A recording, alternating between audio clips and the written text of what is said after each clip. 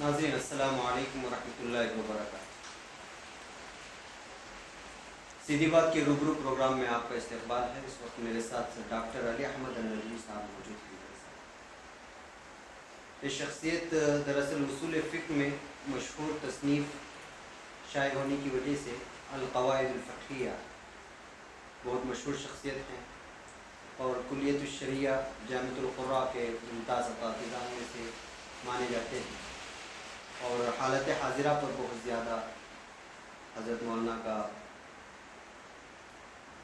معلومات ہیں اور تفصیلات ہیں۔ اس لیے یہاں پر ہنگامی طور پر مولانا کا جو ہے دفتر میں آنا ہوا تھا، اس وجہ سے سوچا کہ اس پروگرام میں حضرت سے کچھ گفت و شنید ہو جائے، اور کچھ صحافت کے سلسلے میں اور دیگر کچھ مسائل کے سلسلے میں مولانا سے کچھ سوالات کریں، جس سے ہمیں معلومات میں اضافہ بھی ہو جائے، اور بہت ساری ایسی چیزیں جو عرب ممالک کی حقیقی تصویر ہمارے سامنے نہیں آتی، وہ چیزوں کو جان سکے۔ اس وجہ سے اس وقت میرے ساتھ میں ڈاکٹر علی احمد النجمی صاحب ہیں۔ تو میں سب سے پہلے آپ کا ہمارے اس اسٹوڈیو میں اور ہمارے اس خاص پروگرام میں آپ کا استقبال کرتا ہوں۔ میں چاہتا ہوں کہ ڈاکٹر صاحب آپ جو ہے پہلے اپنا کچھ مختصر تعارف پیش کریں، پھر اس کے بعد میرے اگلے سوالات ہوں گے انشاءاللہ۔ بسم اللہ الرحمن الرحیم۔ میں شکر گزار ہوں کہ مجھے موقع دیا جا رہا ہے۔ ویسے تو میرا آبائی وطن گجرات میں احمد آباد سے قریب ایک بڑا قصبہ ہے موڑاسا کے نام سے۔ آبائی طور پر تجارت رہی، لیکن بچپن ہی سے کچھ علمی شغف رہا، جس کے بنیاد پر دارالعلوم ندوۃ العلماء 69 میں جانا ہوا۔ وہاں سے فراغت کے بعد پھر مدینہ طیبہ مدینہ یونیورسٹی میں چند سال قیام رہا۔ وہاں کے کلیت الدعوہ سے میں نے بی اے کیا۔ گریجویشن کے بعد پھر ام القریٰ یونیورسٹی میں ماسٹر اور پی ایچ ڈی دونوں، وہاں سے ایک خاص جورسپروڈنس کا جو سبجیکٹ ہے میکسمس آف شریعہ، اس پر میں نے اپنا ایم اے کا تھیسس جو ہے وہ اللہ تعالیٰ نے اس کو مقبولیت نصیب کیا، اور اس کے 13-14 ایڈیشن ہے۔ کچھ اس کا حصہ متفرق جامعات میں وہاں پڑھایا بھی جاتا ہے۔ اور بعد میں وہاں سے فراغت کے بعد ریاض میں میرا 15 سال تقریباً قیام رہا۔ اس میں راجہی بینکنگ کے شریعہ بورڈ کا میں ایڈوائزر رہا، اور اسی زمانے میں میں نے زمان قیام میں وہاں کے ایک مفصل کتاب 3 والیوم میں ہے، جمہرۃ القواعد، گویا ایک شارٹر انسائکلوپیڈیا ہے جو فائنینشیل ٹرانزیکشن سے متعلق جو پرنسپلس ہیں، رولس ہیں، ریگولیشن ہیں، اس سے متعلق ہے۔ اور اللہ تعالیٰ نے اس کتاب کو بھی مقبولیت دی، اور آج سے پھر 11 سال پہلے اسی کتاب کی قدردانی کے طور پر گویا شاہ فیصل ایوارڈ بھی اللہ کا شکر ہے کہ وہ بہرحال اس کمیٹی نے اس کو پاس کیا، اور اس پہ ایک اعزازی شرف وہ حاصل ہوا۔ ایک اللہ تعالیٰ کی باطنی نعمت ہے یہ، اس لیے کہ عزت یا قدردانی وہ انسان کی خود کمائی ہوئی کوئی کسب یا کوئی ذاتی چیز نہیں ہے، نہ کوئی خصوصیت ہے۔ اور اللہ تعالیٰ عزت دینا چاہتے ہیں دیتے ہیں، اور یہ کوئی ایسا بنیادی چیز بھی نہیں ہے کہ جس پر انسان کو کوئی فخر حاصل ہو، لیکن بہرحال ایک اللہ تعالیٰ کی نعمت ہے، اور اللہ تعالیٰ کی چھوٹی بڑی نعمت پر شکر ادا کرنا چاہیے۔ جہاں تک میرے موضوع کا تعلق ہے تو اسلامک بینکنگ سے بھی کچھ تعلق رہا۔ اس کے علاوہ قواعد فقہ جو اصول فقہ سے مرتبط ہی ایک شعبہ ہے، اس سے کافی دلچسپی رہی، اور عالمی سطح کے مختلف کانفرنسوں میں بھی شرکت ہوتی رہی، اور اب بھی بعض ایسے عالمی سطح کے اداروں سے تعلق ہے۔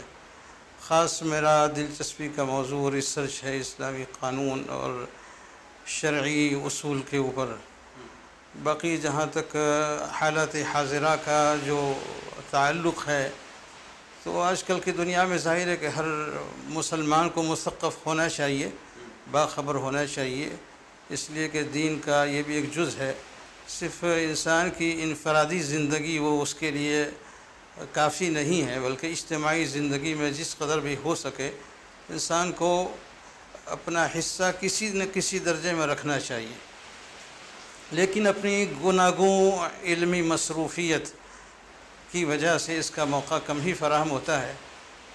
باقی یہ ہے کہ جو صورتحال اس وقت عالمی سطح پر ہے، چاہے عالم عرب کی ہو یا کہیں کی بھی ہو، وہ بہرحال تشویشناک تو ہے ہی۔ جس طرح دشمنوں کی یورش ہے فکری طور پر، اور اس کے علاوہ جو صلیبی جنگیں ماضی میں رہی ہیں ان کو دوسرے انداز سے گویا اب دہرایا جا رہا ہے۔ سب سے بڑا افسوسناک جو ایک المیہ ہے وہ یہ ہے، جو کرائسس ہے وہ اخلاقی کرائسس ہے۔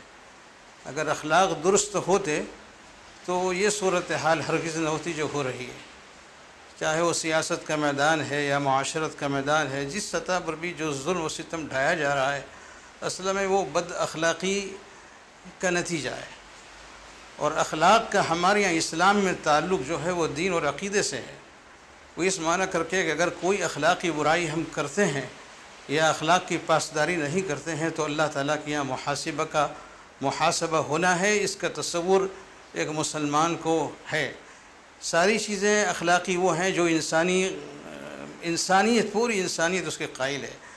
ظلم و ستم کا ڈھانا، غلط کردار کا ہونا، برائیوں کا معاشرے میں ہونا، کوئی فرد جو ذرا ہوش مند ہے اس کا انکار نہیں کر سکتا ہے، لیکن عملی شکل میں کمزوری یوں پیدا ہوتی ہے کہ ہمارے یہاں جو اسلام میں خاص طور پر ایمان بالیوم الآخر، یعنی محاسب اخروی، آخرت میں حساب کا، جس کو ہم کہتے ہیں تقوی، اللہ تعالیٰ کا خوف ہونا، اللہ کی شریعت اور اللہ کے احکام کا پاس و لحاظ ہونا، کہ اگر ہمارے اندر کردار کی خرابی ہے، اخلاق کی خرابی ہے، معاشرے کے اندر ہم اچھا مثبت رول ادا نہیں کرتے ہیں، بلکہ ہمارا مقصد گریڈینس ہے، ہماری اپنی ذاتی زندگی و ذاتی زندگی کے اندر اپنے ذاتی مفادات اور مصالح کا خیال ہے، چاہے وہ سیاسی میدان میں ہو یا کسی اور میدان میں ہو، اس کے نتیجے میں یہ ایسے بد اخلاقی کے مطلب کہ ثمرات ظاہر ہوتے ہیں جو بہت ہی خطرناک ہیں۔ وہ پورا آوا سے آوا اس وقت بگڑا ہوا ہے، جو ایک بہت ہی افسوسناک صورتحال ہے کہ ظلم و ستم ہو رہا ہے لیکن کوئی بولنے والا نہیں ہے۔ جن کے ہاتھوں میں قیادت ہے، جو کچھ کر سکتے ہیں، وہ اس قدر مطلب یہ کہ اس معاملے کے اندر بودھے ہو چکے ہیں کہ انسانیت اپنا رونا رو رہی ہے۔ مولانا نے بہت ساری سوالات سے پہلے ہی بہت سارے سوالات کے جواب دیے ہیں الحمدللہ۔ میرا ایک سوال تھا کہ بالخصوص اس وقت جو خلیج میں جو تبدیلیاں آ رہی ہیں اس سلسلے میں، یہ جو بیرون ممالک ہو یا قطر کا ہو یا سعودیہ یا دیگر ممالک کی جو آپسی تنازعات ہیں، یہ کہاں تک جو ہے مسلمان کے لیے کارگر ثابت ہوں گے، یا پھر یہ فکری اختلافات ہیں یا مفادات کی جنگ لڑی جا رہی ہے، کیا ہے؟ دیکھیے یہ ساری چیزیں ایسی ہیں کہ جس میں کوئی ایک رائے تو نہیں ہو سکتی ہے، اس لیے کہ ہر ملک اپنی سیاست اور اپنی اسٹریٹجی ہے اس کو پرائرٹی دیتا ہے۔ اب کن بنیاد پر اس کی جڑیں بعض دفعہ ایسی گہری ہوتی ہیں کہ جس کا ایک عام آدمی کو ادراک کرنا مشکل ہوتا ہے۔ فی نفس ہی آپ اور ہم سبھی جانتے ہیں کہ تفرقے کا ہونا، اختلاف کا ہونا، باہمی نزاعات کا ہونا، وہ سوائے اس نقصان کے اس کا کوئی فائدہ نہیں۔ لیکن کس بنیاد پر آخر یہ حدود قائم ہوتی ہیں، کیوں فاصلے بڑھ جاتے ہیں، کیوں اختلافات ہوتے ہیں، اس کے لیے ظاہر بات ہے کہ ہمارے پاس کوئی واضح مثبت جواب نہیں ہے، اس لیے کہ ہم نہیں جانتے ہیں کہ اس کے پس پردہ کیا چیزیں ہیں۔ اس میں تو کوئی شبہ نہیں ہے کہ دشمن تو ہمارا یہ چاہتا ہے کہ فرق تسد، اختلاف پیدا کرو، ڈیوائڈ اینڈ رول، یہ ہمیشہ سے رہا ہی ہے۔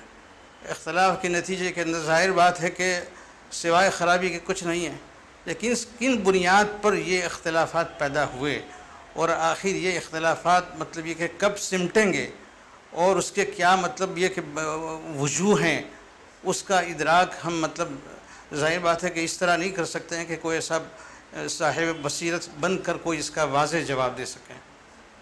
صحیح بات ہے۔ تو اس دور میں کہتے ہیں کہ سوشل میڈیا بھی بہت پاورفل ہے، اب تو جو ہے بہت ساری جگہ پہ جو ہے صحافت ایک اہم رول ادا کر رہا ہے، وہ چاہے ملکوں کو بنانے میں ہو یا بگاڑنے میں ہو۔ کہ سماج میں سیاست میں ہر طرف اس کا ایک اہم رول رہا ہے۔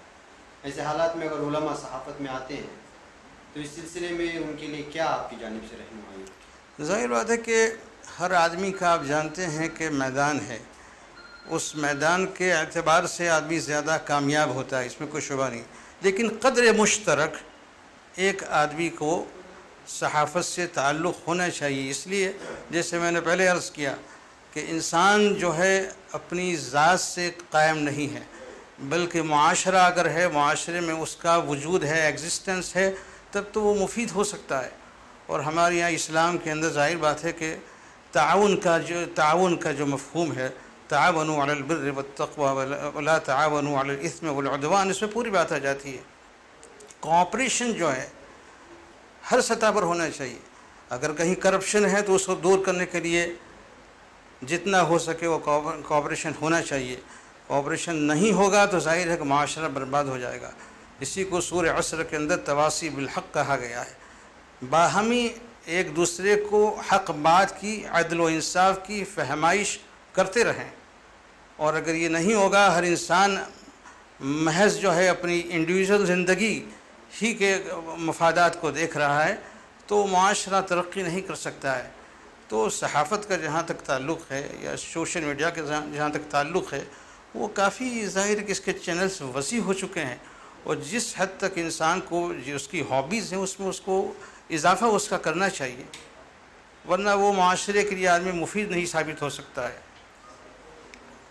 تو مولانا آپ نے اپنا قیمتی وقت ہمارے لیے دیا، اس وقت چونکہ ہنگامی طور پر آئے تھے، ذہن میں بعض سوالات بھی نہیں تھے، لیکن پھر آپ کا شاید آنا ہوگا بنگلور۔ خوشی کی بات ہوگی انشاءاللہ، اور اللہ تعالیٰ آپ کے اس پروگرام کو ہر طرح سے باعث خیر و برکت بنائے، اور اسلام ہی کے لیے نہیں بلکہ پوری انسانیت کے لیے، پوری ہیومنٹی کے لیے اس کو کارآمد بنائے، اور خدا کرے کہ اخلاقی قدروں میں اضافہ ہو، اس کا ایک مفید ذریعہ یہ بنے۔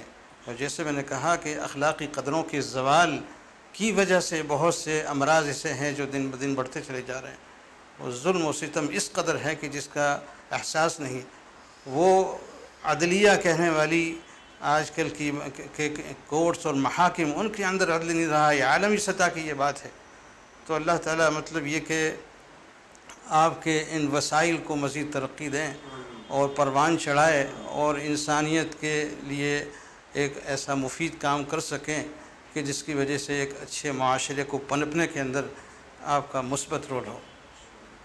ناظرین، یہ تھے ہمارے مہمان ڈاکٹر علی احمد الندوی صاحب۔ ان کا میں صحیح طور پہ آپ کو تعارف نہیں کر پایا، لیکن میں نے مولانا سے وعدہ بھی لیا ہے کہ جب دوبارہ بنگلور آئیں گے تو انشاءاللہ مولانا کی معلومات سے ان کی جتنی بھی صلاحیتیں ہیں ان کو جو ہے میں آپ ان کے سامنے ضرور جو ہے ایک منظم طور پر منصوبہ بند طریقے سے سوالات جو ہے اکٹھا کر کے مولانا سے سوالات بھی ہوں گے اور جوابات بھی ہوں گے۔ تو دروازے کھلے ہیں مولانا کے لیے، انشاءاللہ جب بھی بنگلور تشریف لائیں گے تو ضرور تشریف لائیں گے، مجھے اس کی امید رہے گی۔ آپ ہمارے روبرو پروگرام کا یہ دوسرا ایپیسوڈ ہے، اس سے پہلے مولانا مقصود عمران ندوی صاحب آئے تھے۔ چونکہ سیٹ اپ چل رہا ہے، بہت ساری چیزوں کی کوتاہیاں ہو سکتی ہیں، بہت ساری اسٹوڈیوز میں جو ہے یہاں وہاں ہو سکتا ہے، لیکن چونکہ مہمانوں کی آمد ہوتی رہتی ہے، ہم قیمتی لمحات کو ضائع کرنا نہیں چاہتے اور قیمتی افراد کو بھی ضائع کرنا نہیں چاہتے، اس لیے کہ ان کی معلومات آپ تک پہنچانا ہمیں لازمی ہے، اور اسی کے لیے یہ ساری محفلیں سجائی جاتی ہیں۔ تو اس وقت فی الحال ہمیں اجازت دیں، اگلے انشاءاللہ ہمارے روبرو والے پروگرام میں انشاءاللہ پھر کوئی ایک اہم شخصیت کے ساتھ آپ سے ملاقات ہوگی۔ السلام علیکم ورحمۃ اللہ وبرکاتہ۔